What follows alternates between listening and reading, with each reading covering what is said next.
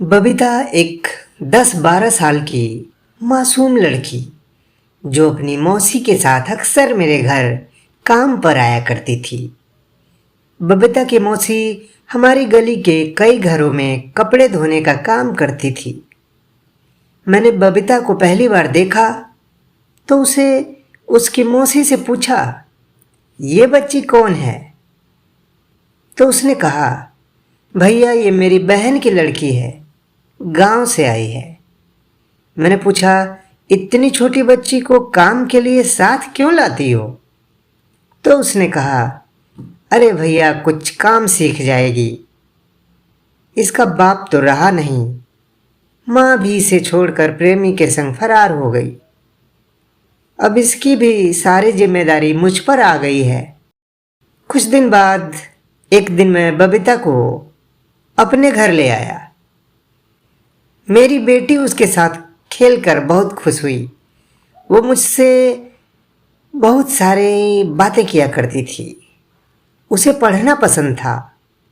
मैंने उससे कहा, बबीता मैं तुम्हारा स्कूल में एडमिशन करा देता हूँ।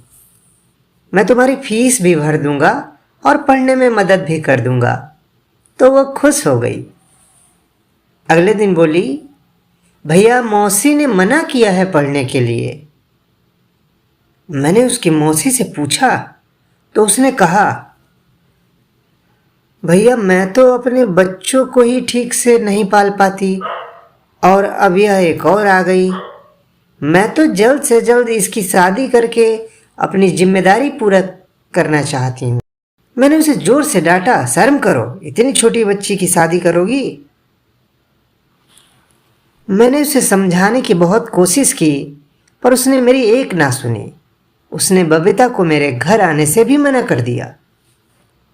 फिर एक दिन बबीता आई और बोली, भैया मैं जा रही हूँ, मेरी शादी होने वाली है। आप मुझे किताब और कॉपी दे दो। मुझे आपकी याद आएगी तो मैं पढ़ा करूँगी। मैंने उसे किताब, कॉपी और कुछ पैसे देकर विदा किया। उसकी मौसी जब भी मुझे दिखती मैं उससे बबीता का हाल पूछ लेता। वो बताती रहती, भैया अब तो वो बहुत खुश है, बहुत अच्छा पति मिला है उसे। मैंने कहा, जब भी बबीता आए तो मुझसे मिलाने उसे जरूर लाना। फिर शायद उसकी मौसी को कहीं और काम मिल गया। पिछले दिनों वो मुझसे चौराहे पर टकरा गई। आदत के मुताबिक मैंने फिर बबीता का हालचाल पूछा तो उसने बड़े सामान्य तरीके से जवाब दिया, भैया उसे मरे तो 4 महीने हो गए। यह सुनकर मैं अवाक रह गया। मैंने खुद को संभालते हुए पूछा, यह सब कैसे हुआ? उसने कहा, अरे भैया वो मां बनने वाली थी, उसका बच्चा पेट में ही मर गया। डॉक्टर के पास ले गए तब तक जहर शरीर में फैल चुका था, फिर उसे बचा नहीं पाए। मुझे समझ ही नहीं आया कि मैं उससे क्या कहूँ।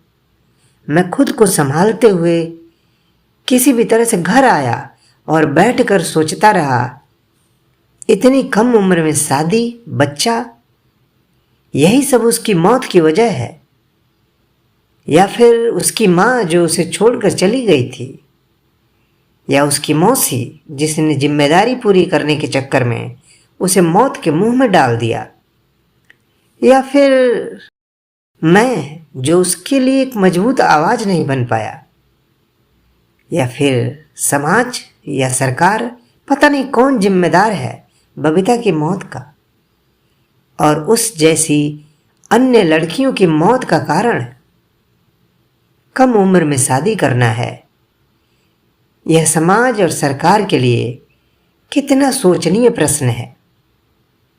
जी हाँ दोस्तों, आप भी अपने समाज में, अपने आसपास जरूर देखते होंगे कि कम उम्र की लड़कियों की शादी करने से इस तरीके की समस्याएं हो जाती हैं।